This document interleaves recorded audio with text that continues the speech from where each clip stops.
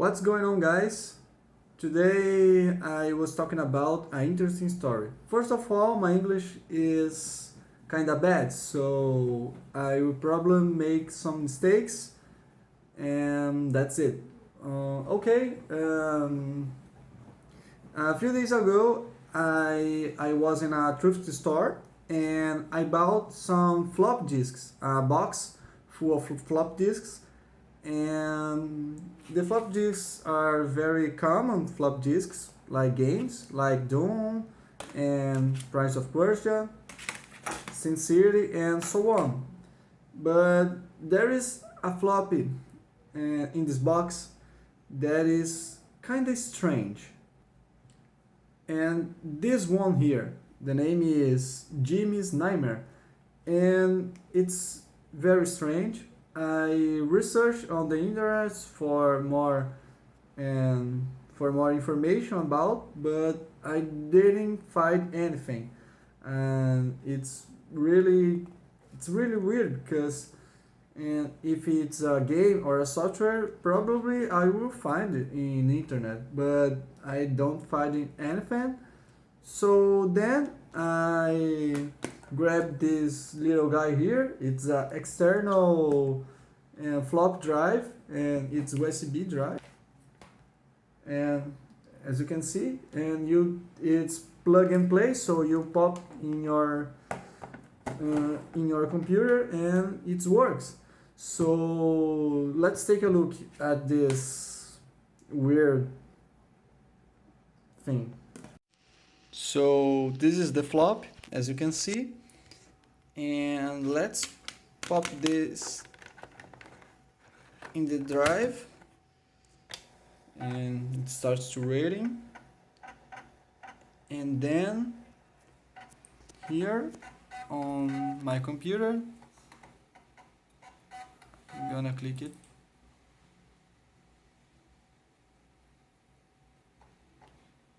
and here is a PDF file. So now we are on the computer and you can see the file here. I've already copied and pasted it on my desktop, so you don't have to worry about the laziness of the flop disk.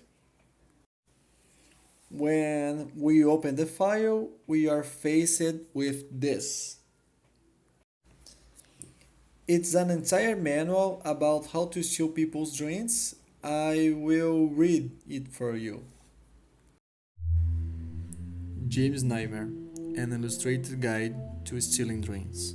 I will not reveal my name or where I acquired the necessary equipment, but I will tell you how everything works here. First of all, what is this manual about? I know that you always wanted to record your dreams, to know what really happened or to keep it and save it so you can see them later.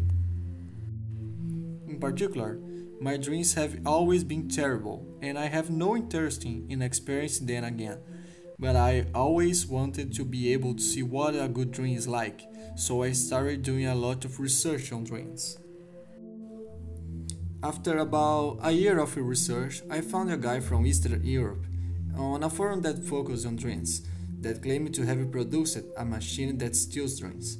I contacted him, made a phone call.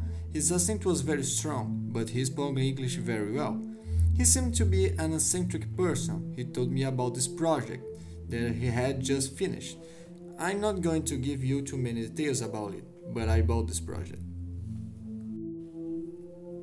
So, what is this project about?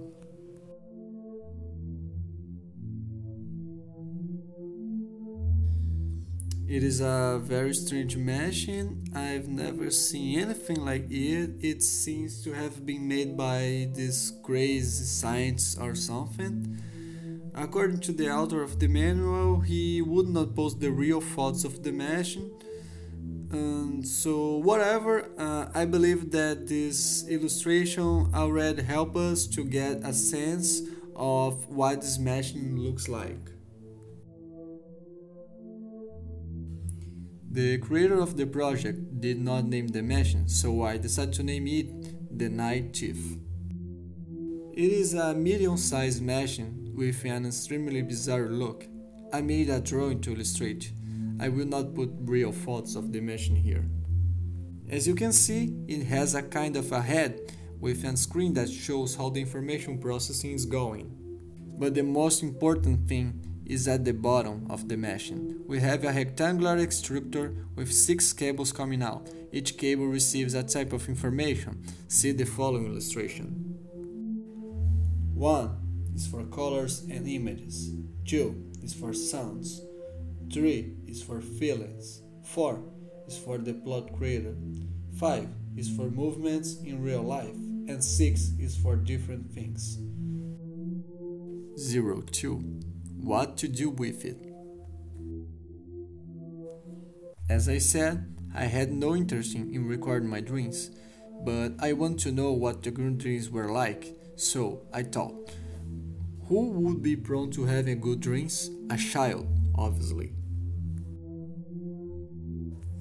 I have a nephew named Jim. My sister sometimes needs me to take care of him so she can go to work. Jim is a great kid. He's a little chubby and very happy, and I always like to sleep here at home. So, without him knowing, when it was time for him to sleep, I connect the machine cables to him without him knowing. As you can see in the illustration, the machine spent a good time part of the night keeping all the information that went on the Jim's dreams. In this poor drawing, we can see the machine connected to a sleeping child, and probably the machine is working to get the information from the boy's dream. The machine is extremely quiet, however, it always had to be careful when handling. I didn't want Jim to wake up at any time. 03. How do I watch the dreams?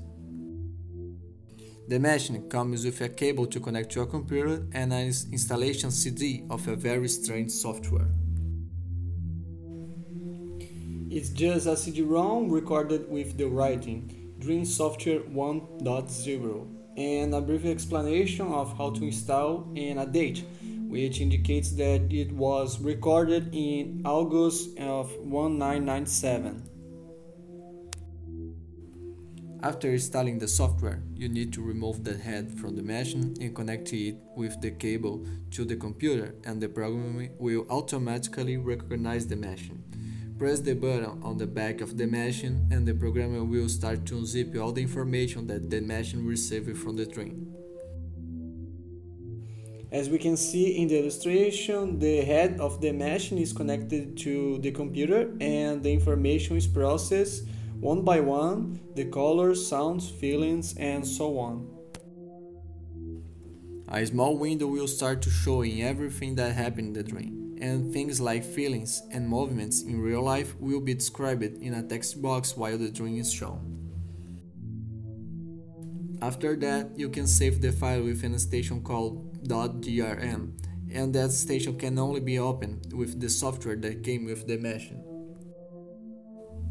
I spent months watching Jimmy's dreams. They were always happy dreams, in which he plays with friends or kisses a girl from school.